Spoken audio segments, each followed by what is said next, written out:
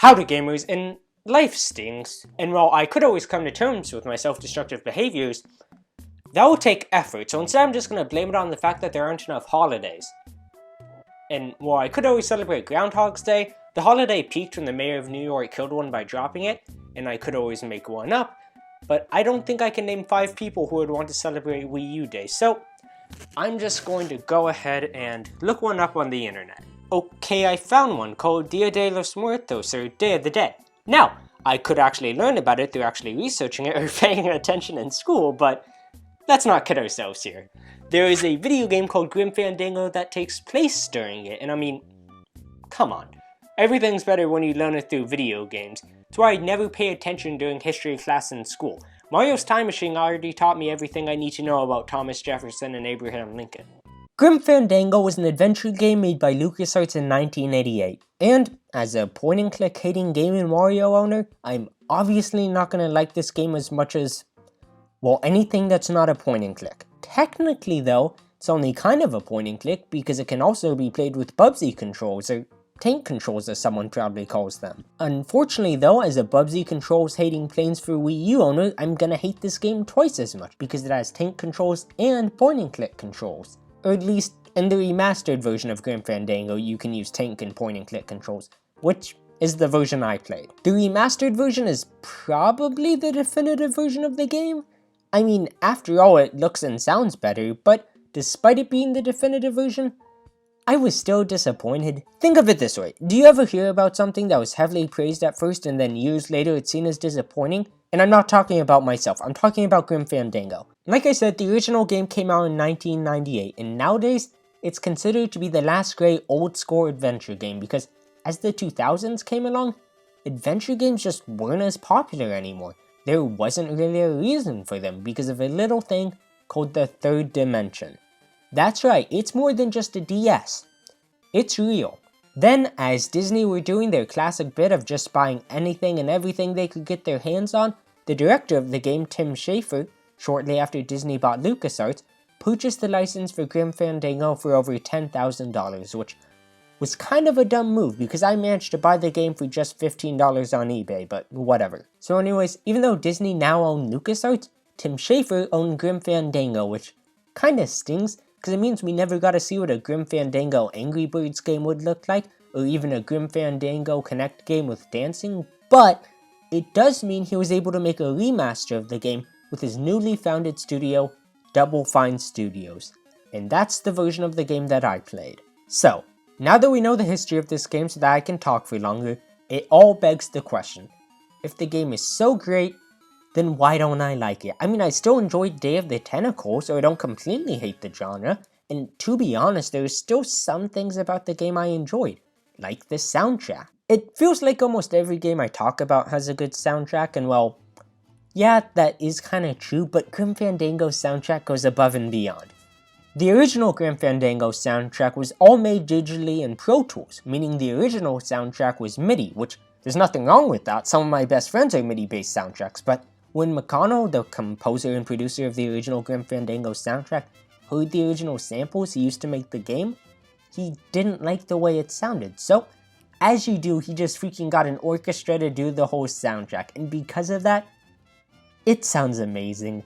Every track just goes perfectly with its accompanying setting, whether you're walking outside your office, walking inside your office, or walking outside a dock, there's always a different song playing. Also, in case you were wondering, yes, that was supposed to be a passive-aggressive jab at the gameplay of this game, but I'll get into that later. Like I was saying, I actually do like the use of the soundtrack though, because like I said, there are songs for almost every setting, plus it has a really diverse but unified feel to it. It brings together so many different styles of music, from noir jazz, Latin American, folk, and just a classic underscore. You can really tell McConnell put a lot of heart and soul into composing this soundtrack, and it paid off, not only because it's extremely memorable, but it's also used really well to emphasize important moments in the story within cutscenes. It makes the story even more dramatic, and what a story this game has. It's honestly really good. You can tell Tim Schafer put a lot of heart into it. When making the story of Grim Fandango, he took a lot of inspiration from classic film noirs like On the Waterfront, Casablanca and Frosty the Snowman, and it really does show. If you're a fan of classic film noirs, I can guarantee you'll like this game's story. And even if the only movie you've ever seen is Super Mario Bros., first off, I'm really freaking sorry, but you also don't have to have seen those movies to enjoy the story of this game. Basically, you play as Manny Calavera, a dead guy, but get this, he's not actually dead, because I mean that would make for a terrible game. He's alive in the land of the dead. He's a travel agent for the dead because of a sin he made when he was alive, so as punishment he has to work off his debt by helping people that died and live good lives get to the 9th Underworld, the land of eternal rest. There are 4 travel packages he can give people, with all but one giving him commission, and he notices he seems to be only getting clients that can only afford the travel package that gets him no commission. So, naturally, Manny commits a felony. He steals a client from his rival Domino, who seems to be getting all of the good clients, and sure enough, the client he steals from him is the nicest person ever, but for some reason she doesn't qualify for the package she should have. I'm not going to say why she doesn't qualify because I don't want to spoil anything, but from there, the game spirals into a story of crime and corruption, with some nice dead people politics and dead people slavery to balance everything out. There are so many mysteries that just keep you guessing, and some genuinely well-written characters and twists, so hopefully that all sounded interesting, because this is, honestly, one of my favorite video game stories, and it's definitely best experience when you actually get to see the cutscenes and hear the voice acting yourself, not hearing someone poorly describe it to you. But notice how I didn't say the story is best experience when actually playing the game though, because when playing the story won't be as impactful, because it's spread out between boring gameplay and just some bad puzzles. And don't get mad at me for calling some of the puzzles bad. One of the coolest things about Grim Fandango Remastered for me was the developer's commentary. I watched it on YouTube because I mean you better believe I'm not playing through the game again, and it honestly made me wish more games had director's commentaries, but anyways, in the Grim Fandango's director's commentary, multiple times they admit to some puzzles being bad, like the regurgitated gelatin puzzle when Tim Schafer says, "I don't know how players are supposed to figure out this puzzle, that you're supposed to fill the floor with regurgitated gelatin." And then he asked Peter where the heck they got the idea from, and Peter had just completely forgot. And if it sounds like I'm bashing anyone on the Grim Fandango team, let me be clear, I am not. These people put in so much effort into this game. It was the first fully 3D adventure game, or at least to them. So much work went into everything from Manny drinking the shot to Manny's head tracking objects you can interact with. They stayed up late and crunched so hard in the making of this game. And for the time, it's amazing, and so many other people seem to like it. So when I make fun of this game, I'm doing it out of love. Or who knows, maybe I just really get my kicks from making fun of people's hard work. I mean, it's not like anyone on the team is gonna hear me say this, so who cares if I make fun of Manny's head tracking? Don't say it, it's dumb. Basically, something that LucasArts wanted with this game was to make it where there was no HUD. So, when you're playing in Bubsy controls like the game was originally made to be played in, everything is literal except for your responses, because I mean there's not really a way to make those literal. Honestly, it made the game look amazing. I love it when games have no HUD. Dead Space did it, so almost everything was part of your gun or your suit. But, of course, Grim Fandango isn't a shooty game, it's an adventure game, so because of this, there really needed to be a good way to see what things you can interact with. So, they came up with the idea of Manny looking at things he's supposed to interact with. But, this means on tank controls, it can be hard to tell what you can even interact with, because nothing pops up on the screen saying, press space to interact. They just went too far by doing that in my opinion. Even Dead Space drew the line and had a button prompt for interactable objects. Also, you might be wondering what does this mean for point and click controls, and honestly, not too much. The cursor shows up on screen highlighting what you can and can't interact with, but it sort of does lead to red herrings and confusing moments where Manny will just look at stuff even if you're not supposed to interact with it, which just feels like it's there to distract you.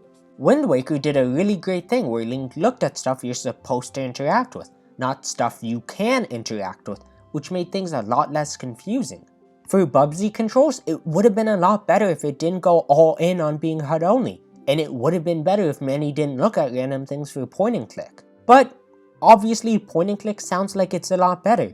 you can at least tell what you can and can't interact with, but this game wasn't made with point and click in mind, so it doesn't work very well. That sounds like I'm just trying to nitpick, but no, it literally doesn't work at times. There are multiple screens where you can get soft locked, and if you don't know about the Bubsy controls, because I mean, the remastered version doesn't tell you about them, it doesn't let you choose which controls you want when the game starts up, whether you want Bubsy or point and click controls, so you probably won't even know that they exist.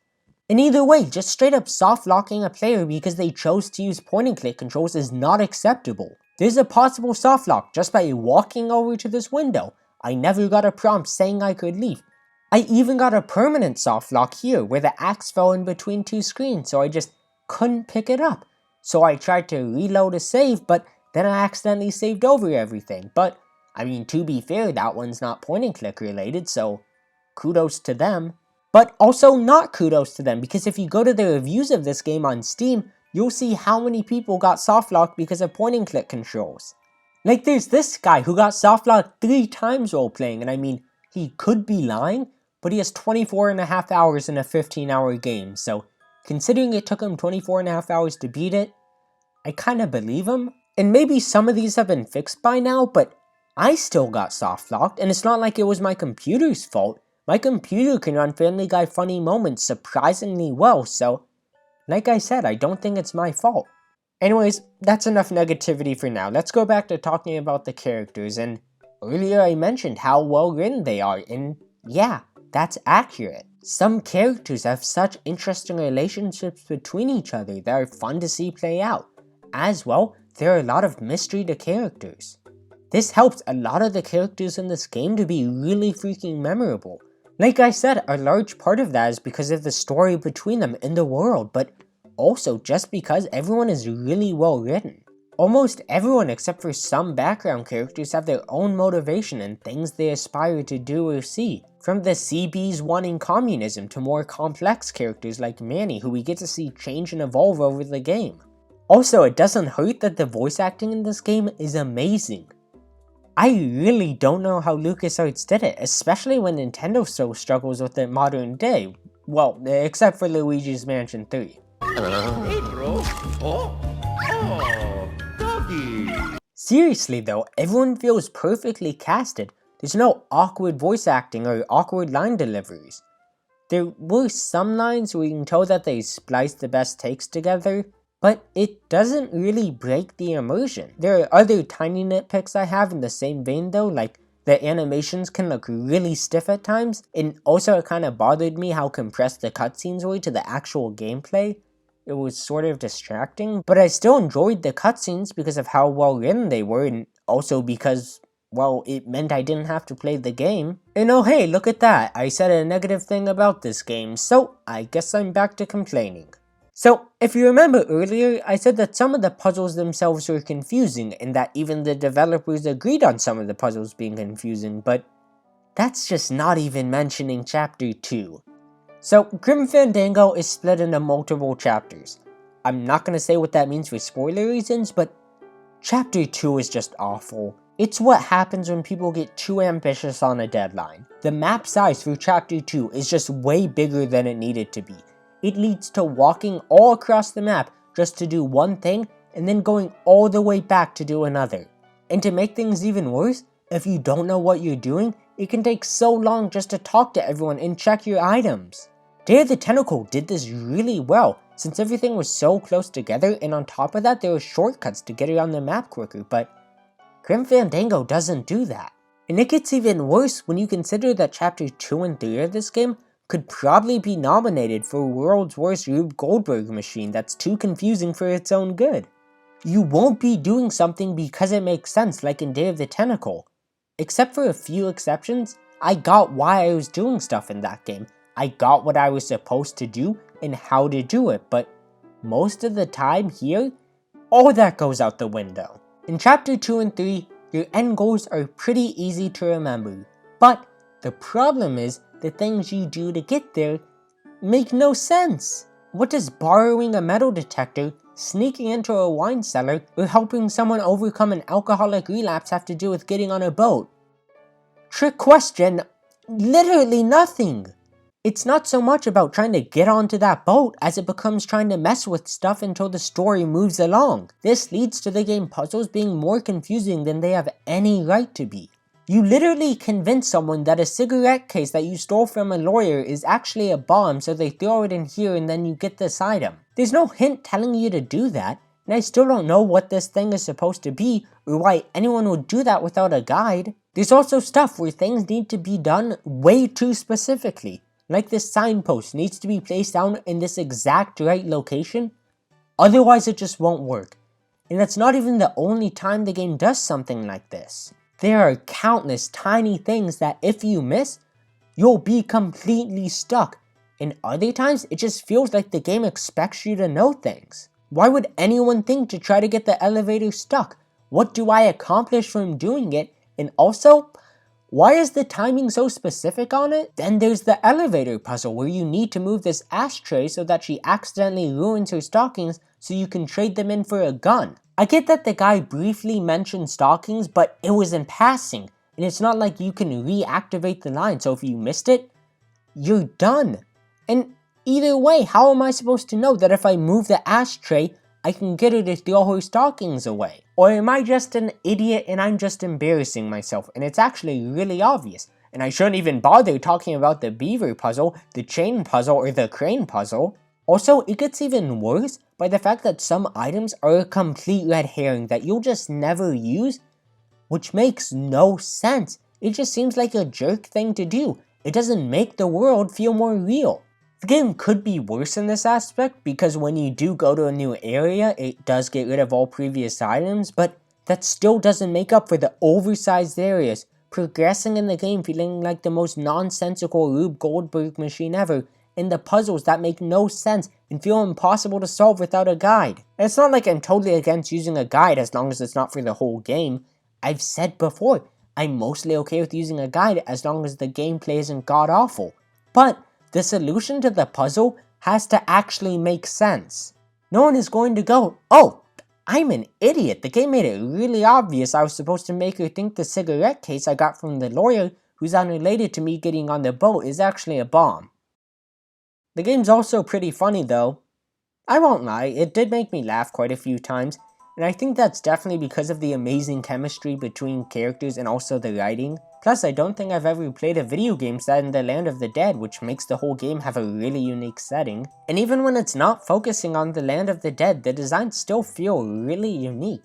And I love the way everything is rendered, to be honest. Like, this game looks really good in my opinion. It especially helps that there's some amazing world building in this game that makes it all feel like a real place. Finally, even though I talk trash about the puzzles, not all of them were bad. Only most of them. I wouldn't say I loved Chapter 1, but it was definitely not the worst. There were some things that made sense, and I think there are 1 or 2 things that made sense in Chapter 3. That's not an exaggeration, I literally mean 1 or 2. And I would make a comment on Chapter 4, but the game permanently softlocked itself before then, so I don't really know, but I still feel like I'm allowed to have an opinion on this game. Grim Fandango is an amazing story. Unfortunately for it, it decided to be a freaking video game. And a bad one. Who knows? Maybe I'm being a bit harsh, maybe this game donated your dying brother a kidney, but I honestly just can't help myself. Almost all the puzzles in this game are bad. Sure, some of them are good, the same way some babies aren't freaking losers, but almost all the puzzles in this game are bad and don't make sense in the context of the story. Also, there are just red herring items for some reason, and in my opinion, there shouldn't be. But there were good things about it. Like I said, the story was amazing, and the music is just freaking so good. Plus, all the characters felt really fleshed out, at least the main ones, and the writing for them was amazing. Like, there were genuinely funny moments where I laughed out loud. I mean, sure, not every joke landed, but most of them did. Plus, the world building was amazing. A lot of places felt unique, and I'd never seen something like it in a game before. That's why to think if I was to give this game a score out of 100, I would give it a 45 out of 100. I don't know, man. Rating bad games is a lot harder than it should be. Like, I gave Thief 2 a 45 out of 100 when, in retrospect, I definitely should have given it a 30 out of 100. that might seem confusing to why I even gave it a 45 out of 100 in the first place, and honestly, I was just kind of worried that people were going to be mad at me, but no more!